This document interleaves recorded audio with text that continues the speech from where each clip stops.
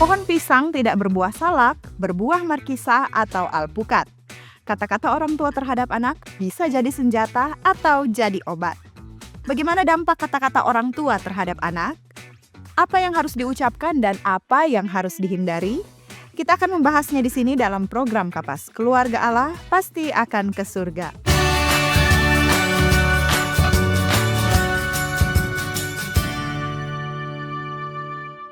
Kata-kata memiliki kuasa, bisa membangun atau menghancurkan, menyembuhkan atau melukai, menginspirasi atau melemahkan, menghidupkan atau membunuh.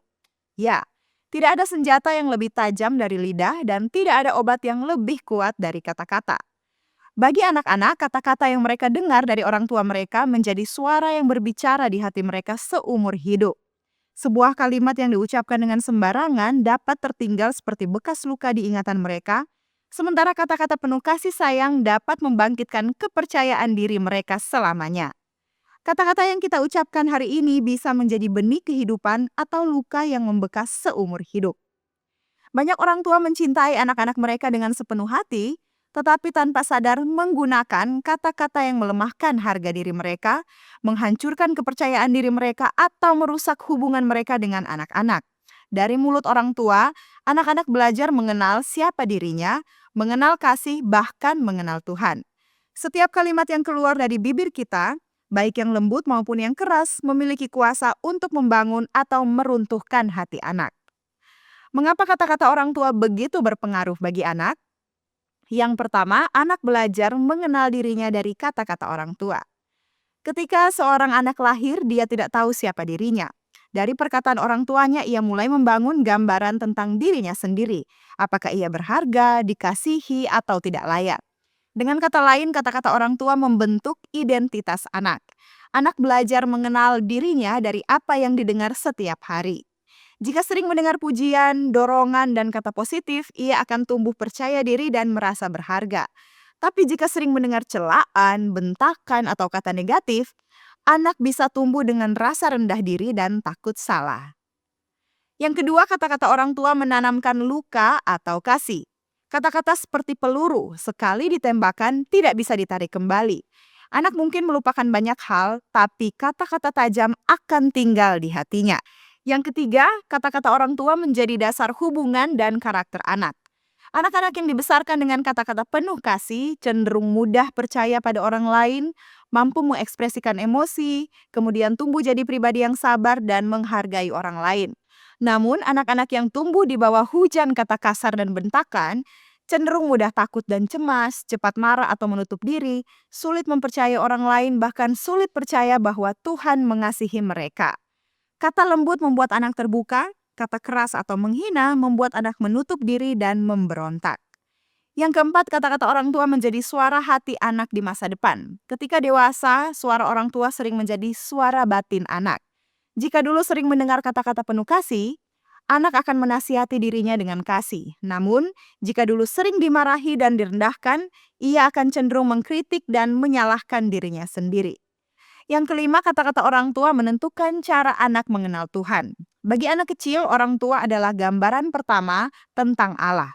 Jika orang tua berbicara dengan penuh kasih, anak akan lebih mudah percaya bahwa Allah juga penuh kasih. Tapi jika orang tua berbicara dengan marah dan menghakimi, anak bisa tumbuh takut kepada Allah bukan karena hormat, tapi karena trauma. Maka setiap kali kita berbicara kepada anak, kita sedang mewakili suara Allah di telinganya. Kalau begitu, apa saja kata-kata orang tua kepada anak yang harus dihindari dan apa yang seharusnya diucapkan? Yang pertama, kamu tidak berguna. Tidak ada anak yang tidak berguna. Kata-kata seperti ini tidak membangun, melainkan menghancurkan. Seorang anak yang terus-menerus mendengar ini akan tumbuh dewasa dengan keyakinan bahwa mereka tidak memiliki nilai. Kata-kata kamu tidak berguna atau bodoh akan merusak rasa percaya diri dan membuat anak takut mencoba. Bila anak gagal, ucapkanlah tidak apa-apa. Ayo kita belajar lagi. Kamu pasti bisa kalau berusaha. Yang kedua, kenapa kamu tidak bisa seperti kakak atau adikmu atau temanmu? Membanding-bandingkan adalah racun. Hal ini menimbulkan rasa iri, cemburu, dan harga diri yang rendah. Sadarilah bahwa setiap anak itu unik. Alih-alih membandingkan, syukuri dan dorong keunikan mereka. Katakan kamu punya kelebihan sendiri, kembangkan itu, tidak perlu sama dengan orang lain.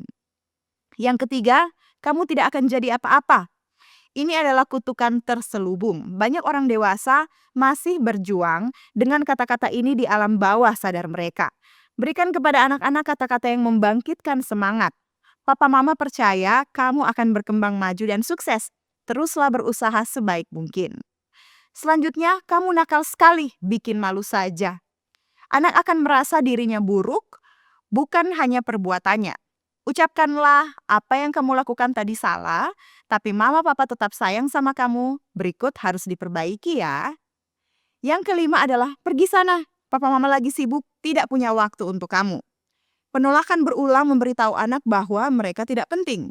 Meskipun sibuk, akui keberadaan mereka. Ucapkanlah, papa mama sedang bekerja sekarang, tapi setelah selesai kita akan bicara. Anak-anak yang merasa didengar akan tetap membuka hati mereka pada orang tua. Yang keenam, papa mama menyesal punya anak seperti kamu. Tidak ada kata-kata yang lebih menghancurkan daripada ini. Anak-anak tidak pernah meminta untuk dilahirkan. Pernyataan seperti ini menciptakan kekecewaan dan jarak yang mungkin tidak akan sembuh.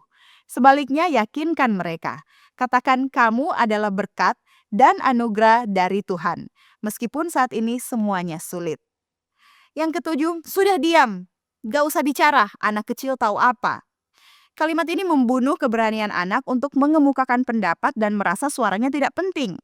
Beri kesempatan kepada anak untuk bicara. Katakan seperti ini, pendapatmu sangat penting. Coba ceritakan, mama papa ingin dengar. Yang kedelapan, kamu ini selalu bikin masalah saja.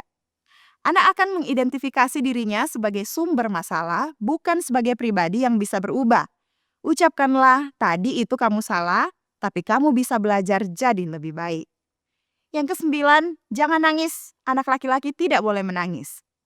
Menangis adalah cara alami anak-anak mengekspresikan rasa sakit. Menekan emosi membuat mereka menjadi dingin dan terputus sebagai orang dewasa. Ucapkanlah, tidak apa-apa menangis, itu tandanya kamu sedih. Ayo kita bicarakan. Yang ke-10, jika kamu gagal, jangan pulang ke rumah. Ancaman dan ketakutan tidak memotivasi, ia membekukan. Anak-anak yang ditekan seperti ini mungkin akan berbuat curang, berbohong, atau menyerah di bawah tekanan. Katakanlah, lakukan yang terbaik. Meskipun kamu tidak berhasil, kita akan sama-sama memperbaikinya. Selanjutnya yang ke-11, papa mama tidak peduli apa yang kamu rasakan. Mengabaikan emosi membuat anak-anak menahan rasa sakit yang dapat menyebabkan pemberontakan di kemudian hari. Sebaliknya, katakan, mungkin papa mama tidak sepenuhnya mengerti, tapi apa yang kamu rasakan penting bagi kami dan itu juga yang kami rasakan. Ceritakanlah. Selanjutnya yang ke-12, papa mama berharap kamu tidak pernah dilahirkan. Ini adalah salah satu kalimat paling merusak yang bisa didengar oleh seorang anak.